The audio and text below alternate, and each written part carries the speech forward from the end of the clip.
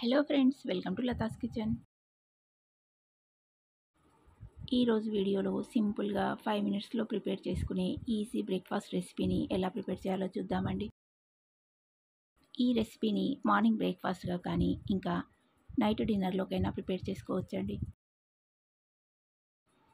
ఈ రెసిపీని చాలా తక్కువ ఇంగ్రీడియంట్స్తో ప్రిపేర్ చేసుకోవచ్చు. హెల్తీగా ఇంకా టేస్టీగా ఉంటుంది.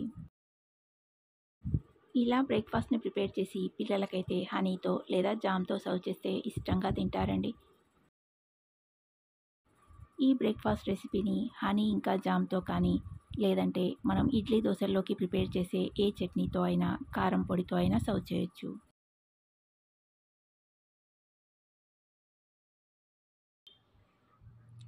ఈ రెసిపీని ప్రిపేర్ చేయడానికి ముందుగా ఒక మిక్సింగ్ బౌల్ తీసుకొని అందులోకి 1 కప్పు బొంబాయి రవ్వను వేసుకోవాలి. ఏ కప్పుతో అయితే బొంబాయి రవ్వను తీసుకుంటామో అదే కప్పుతో 1 కప్పు గోధుమ పిండిని వేసుకోవాలి. దీంట్లోకి కొద్దిగా సాల్టు, 1 టీ స్పూన్ షుగరు వేసుకోవాలి. ఏ కప్పుతో అయితే గోధుమ పిండి ఇంకా రవ్వను తీసుకుంటామో అదే కప్పుతో నీళ్ళను కూడా మెజర్ చేసి తీసుకోవాలండి. ముందుగా 1 కప్పు నీళ్ళను వేసి పిండిని కలుపుకొని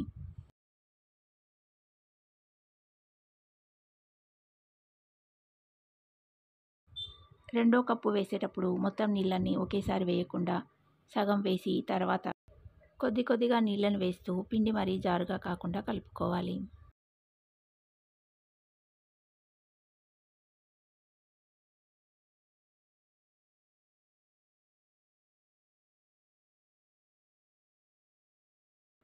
ఇలా కలిపిన రవ్వ ఇంకా పిండి మిశ్రమాన్ని మిక్సీ జార్లోకి తీసుకొని మిక్సీ పట్టి తీసుకోవాలి.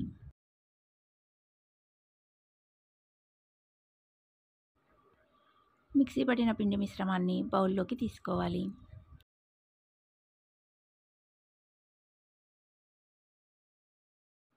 రెండు కప్పుల నీళ్ళల్లో మిగిలిన కొన్నింటిని మిక్సీ జార్లోకి తీసుకొని దీంట్లో వేసి కలిపానండి. 1 కప్పు బొంబాయి రవ్వ, 1 కప్పు గోధుమ పిండికి 2 కప్పుల నీళ్లు కరెక్ట్గా సరిపోతాయి. ఇప్పుడు స్టవ్ మీద ఒక బాండీ పెట్టి అది వేడెక్కాక కొద్దిగా నెయ్యిని వేసుకోవాలి. ఈ రెసిపీని నెయ్యితో ప్రిపేర్ చేస్తేనే టేస్ట్ చాలా బాగుంటుందండి. నెయ్యి వేయడం ఇష్టం లేని వారు నూనెతో అయినా ప్రిపేర్ చేసుకోవచ్చు. నెయ్యి వేడెక్కాక 2 స్పూన్ల పిండిని వేసుకోవాలి. నేను ఇక్కడ వంట సోడా వేయకుండానే ఈ రెసిపీని ప్రిపేర్ చేస్తున్నానండి. కొద్దిగా వంట సోడా వేసి కలుపుకుంటే ఇంకా ఫ్లఫీగా వస్తుంది. పిండిని వేశాక దీనిపైన మూత పెట్టి 2 నిమిషాల పాటు ఉడకనివ్వాలి. 2 నిమిషాల తర్వాత మూత తీసి మరొక వైపు తిప్పి ఇంకాస్త నెయ్యిని వేసి ఫ్రై చేసుకోవాలి.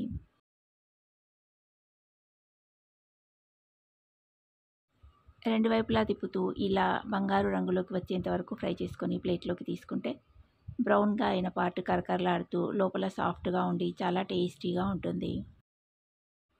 పిండిని కలిపేటప్పుడు చక్కెర వేయడం వల్ల ఇవి ఇలా మంచి రంగులో వస్తాయండి. మొత్తం పిండితో అన్నింటినీ ఇలాగే నెయ్యిని వేసి ఫ్రై చేసుకొని ప్లేట్లోకి తీసుకుంటే ఎంతో టేస్టీగా ఉండే బ్రేక్ఫాస్ట్ రెడీ అండి.